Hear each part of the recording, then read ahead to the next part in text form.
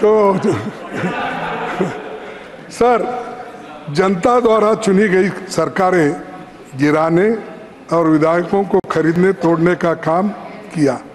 ये संविधान का अपमान नहीं है तो क्या? आपने कितने सरकारें तोड़ी जहां हमारी मेजॉरिटी थी? कर्नाटक तोड़ा, महाराष्ट्र तोड़ा, गोवा तोड़ा, मणिपुर तोड़ा, हर जगह तोड़ फोड़ की सरकार। और बाद में यहां तक सर, इंडिया गठबंधन को 2 मुख्यमंत्रियों को आपने जेल में डाला।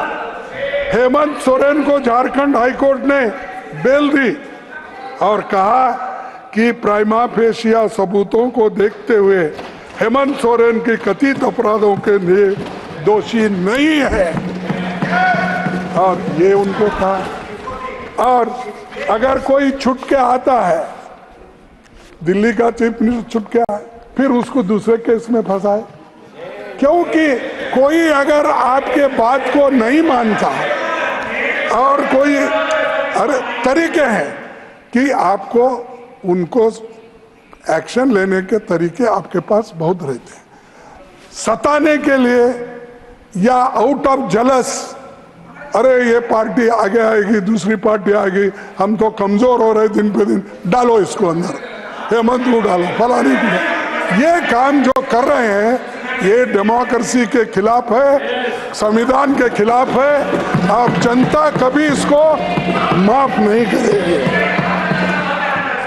सर, दूसरी बात, 10 साल के गठबंधन सरकार को गाली देते थे, मोदी साहब बोलते थे खिचड़ी सरकार है, और ये कहते थे कि मिलीजुली सरकारों के कारण दुनिया में भारत की छवि खराब हुई, देश ने 30 साल गंवा दिए। ये कहते थे मिलीजुली सरकार की जरूरत नहीं है। अल्पमत में लाकर देश की जनता ने उनको गठबंधन की सरकार बनाने पर मजबूर किया। क्यों ऐसी बातें करते हो, घमंडी बातें क्यों करते हो?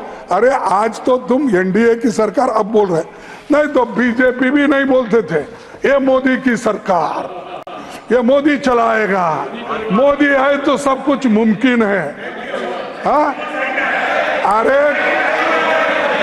अब एनडीए सर, यहां तक भी उन्होंने कहा, पीएम ने पूरा चुनाव इंडिया गठबंधन को गाली देते हुए लड़ा, सही नाम लेने में भी नफरत दिखाई। अब आपकी गठबंधन की सरकार बनी है तो बताइए आपको हम क्या बोलना चाहिए?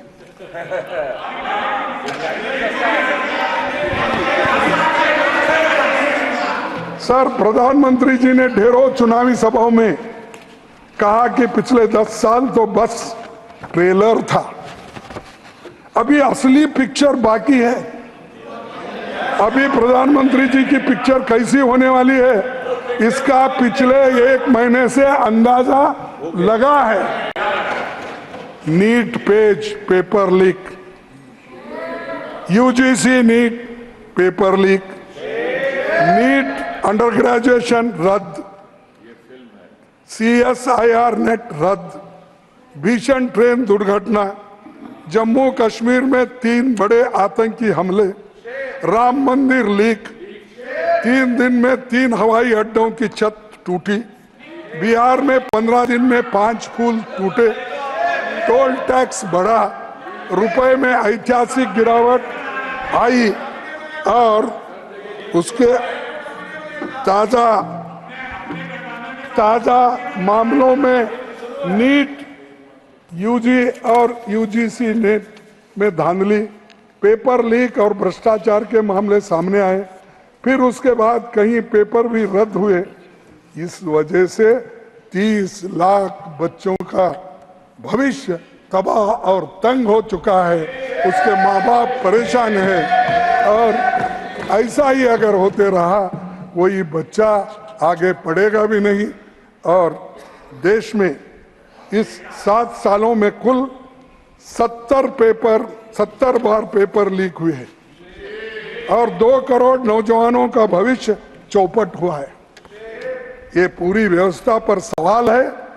आज पेपर हुआ, कल रद्द हो गया। तो कितने बार पढ़ना, कितने बार लिखना, कैसा? आप बताइए, इसको कुछ गवर्नमेंट की तरफ से कुछ नहीं आता।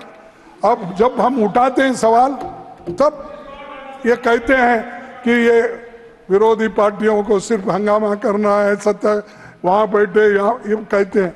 अरे भाई, दुरुस्त करो, आपको कौन रोका है? आप तो हर चीज को क्लेम करते हो, लेकिन पेपर लीक का जो बच्चे के भविष्य से जुड़ा हुआ है वो नहीं कर सकते। 5 मई को पटना और गोधरा से पेपर लीक की खबरें आई, सरकार छुपाती रही।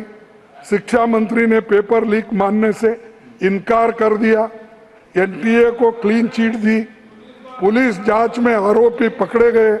फजीयत हुई तो सरकार ने कबूल किया। बिहार, गुजरात, यूपी, हरियाणा समेत कई राज्यों से पेपर लीक के तार जुड़े हुए थे। हरियाणा में जिस स्कूल में नंबरों में गोलमाल हुआ है, वो बीजेपी के एक नेता से जुड़ा है। यूपी में एनडीए के एक नेता का नाम आ रहा है, जो कहीं पेपर लीक मामलों में फंसा हुआ है। कोटा में हजारों नीट के कोचिंग सेंटर है।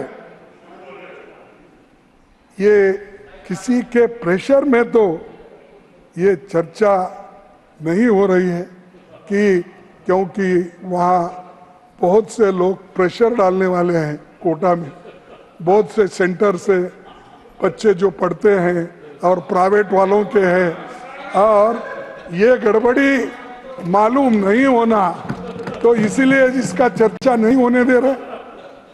मुझे मालूम नहीं ये इसमें कोई वेस्टेड इंटरेस्ट लोग है। आप जरा जांच कीजिए साहब अपने ओर से। आप तो चर्चा कर रहे हैं सर।